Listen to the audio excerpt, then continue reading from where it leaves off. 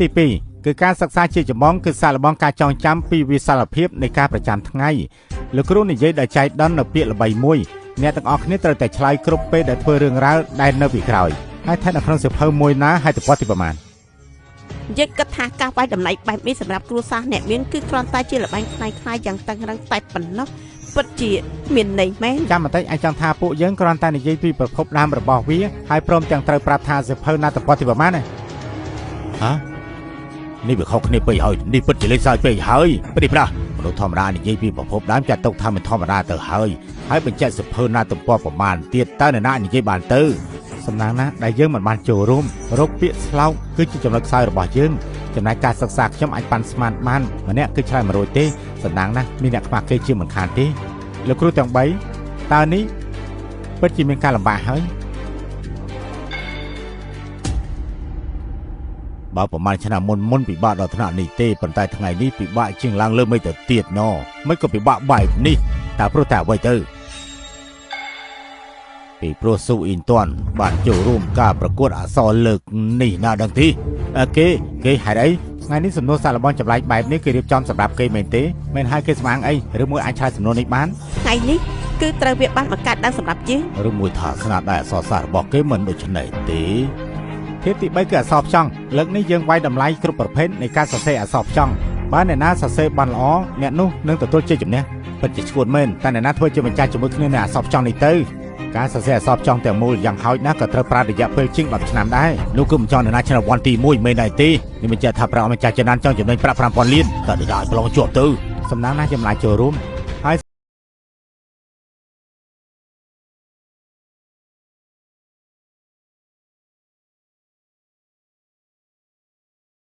គ្មានអ្នកណាអាចគ្រប់គ្រងបានទេ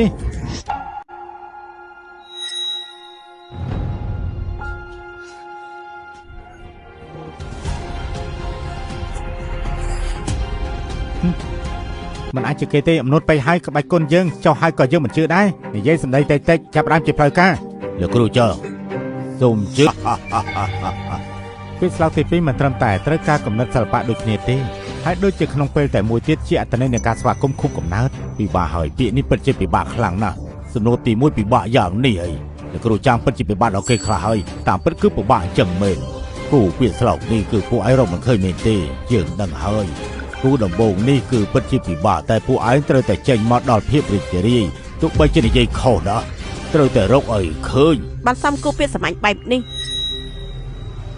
តែពិបាកត្រង់ណាទៅអំណួតណាឯងមិនដឹងថាពាក្យស្លាប់សរសេរយ៉ាងណាទេឯងគឺសួរមិនតាន់មែនទេប្រហែលជាឯងមិនដឹងទេគំនិតសិល្បៈនៃពាក្យគូរបស់លោកគ្រូចាងចាំយកប្រាប់ឯងទៅចុះនេះមិនត្រឹមតែបង្កប់អត្ថន័យទេថ្ងៃនេះជាខួបកំណើតរបស់ព្រះអង្គម្ចាស់ចិនណានសុទ្ធតែជានាគមិនត្រឹមតែប៉ុណ្ណឹងទេសាច់គ្រាជុំវិញភ្នំពណ៌បៃតងស្វាគមន៍ភាពរុងរឿងនេះណែគ្រាស្វាគមន៍ភាពរុងរឿងត្រឹមត្រូវពិតជាត្រឹមត្រូវណាស់លោកគ្រូចាំប្រៀបធៀបគេទៅនឹងនាគរាជមែនទេស៊ូអ៊ីងតនប្រៀបធៀបព្រះអង្គម្ចាស់ចិនណានជាសត្វគ្រាលពិតជាអស្ចារ្យមែនអស្ចារ្យពិតជាគ្រាន់បើវាទឹកពណ៌បៃតងជុំវិញផ្ទះនៅលើភ្នំបៃតងនាគរាជនាំសំណាងស្វាគមន៍សត្វគ្រាលពិតជាគ្រាន់បើវាទឹកពណ៌បៃតងជុំវិញផ្ទះនៅលើភ្នំបៃតងនាគរាជនាំសំណាងស្វាគមន៍សត្វគ្រាលណាអស្ចារ្យល្អណាស់ល្អសំណាងល្អ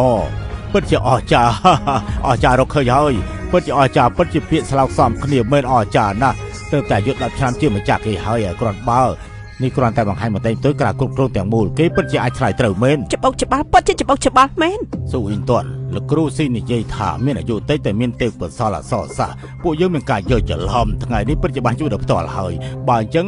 នឹងត្រូវគូចេញនៅពាក្យមុនតើឯងហ៊ានគូពាក្យបន្ទាប់ដែរទេហ៊ានដែរទេនិយាយមកមើលមានរឿងអីដែលថាមិនហ៊ានព្រមចាស់ចិនណានពេលនេះមានប្រជជនទន្ទឹមនឹងនេះគាត់មានជំនាញក្បាច់គុណបន្ទាប់មកវានៅតែមានចំណងជើងថាព្រះអង្គម្ចាស់ចិនណានតើអាចដែរទេតើអាចទេព្រះអង្គចិនណានមិននឹកស្មោះដល់ល្អណាស់ស៊ូអ៊ីងតនសូមអញ្ជើញស្ដាប់ពាក្យគូដំបូងតើវាមិនមែនជាការវាយតម្លៃទេលោកគ្រូលីគូពាក្យខាងលើរបស់លោកគ្រូនិយាយឲ្យតែគេស្ដាប់តាមមិនដែរទេតើគេអាចឆ្លើយចេញមកបានតើអាចបញ្ជាក់ពីស្អីដែរទៅពួកឯងប្រកាសជាឆ្លើយមិនចេញទេ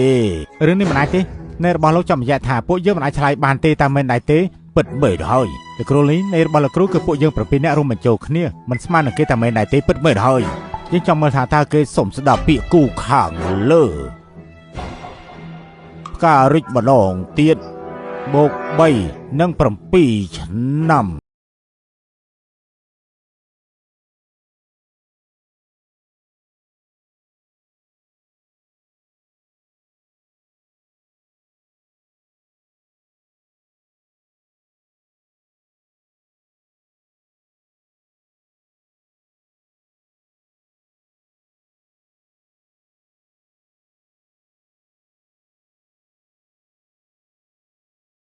ទុកពេលវេលាឲ្យពួកឯងហើយបើសិនជាពួកឯងរកពាក្យគោខាងក្រៅមកត្រូវកំថាខ្ញុំទៅដាប់ឱកាសពួកឯងឲ្យសោះណា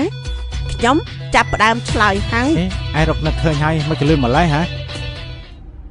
សូមឆ្លើយពាក្យខាងក្រោមគូទី1គឺថ្ងៃខួបកំណត់ទី60បើកដើមវិញបូក37ឆ្នាំគូពាក្យខាងក្រោមរបស់យើងគឺការបារម្ភពីពិធីពីរដងនៃសម័យបុរាណមាននីតិខៈរដូវនិងរដូវស្លឹកឈើជ្រុះជួបបន្ថែមនៅខាងក្នុងល្អណាស់គូពាក្យបានល្អត្រឹមត្រូវពិតជាល្អគូកងពាក្យត្រឹមត្រូវត្រូវឲ្យពិតជាល្អត្រូវរបស់គេទៀតហេតុអីគេប្រកាសយ៉ាងនេះយ៉ាងមិនដែរល្អពិតជាត្រឹមត្រូវហើយត្រឹមត្រូវ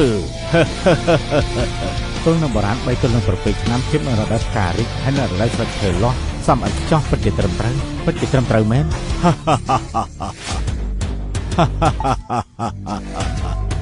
សួនតាន់យើងប្រាប់ឲ្យម្សិលមិញពេលដែលយើងទៅវិញគិតថាធ្វើយ៉ាងណាថ្ងៃនេះឲ្យឯងលំបាកយើងគិតយូរមកហើយទីបំផុតយើងបានគិតរកពាក្យគូលំបាកមួយហើយដូច្នេះ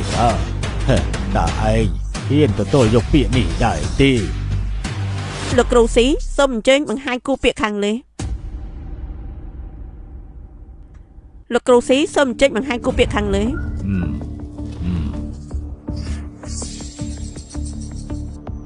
នោះក៏ជាពាក្យគូគណិតវិទ្យា